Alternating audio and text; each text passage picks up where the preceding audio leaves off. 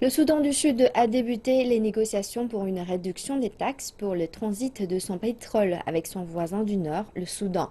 Cette décision a été prise suite à la forte chute du cours du pétrole ces derniers mois.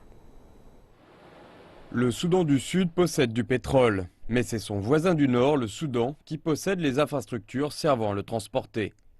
Djouba paye donc Khartoum pour ce service. Auparavant, les deux pays ne faisaient qu'un.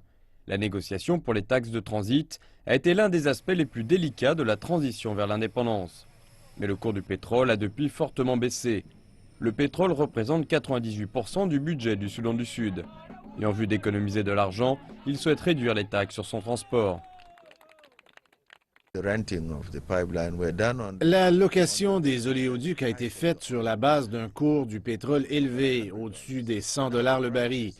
À présent, le prix du baril se situe autour des 30 dollars ou moins, ce qui signifie que nous devrons négocier avec le Soudan afin de voir si, avec si peu d'argent, nous pourrons tous en bénéficier. Selon les experts, un accord est la clé pour les deux pays.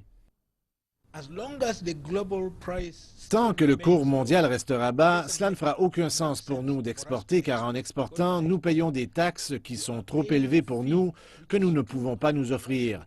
Cela revient à amener du pétrole sur le marché quasiment gratuitement.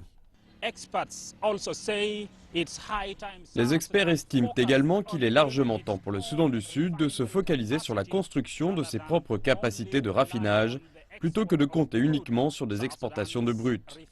Les raffineries du Soudan du Sud ont été détruites entre 2013 et 2015 au cours de la guerre civile qui a secoué le pays.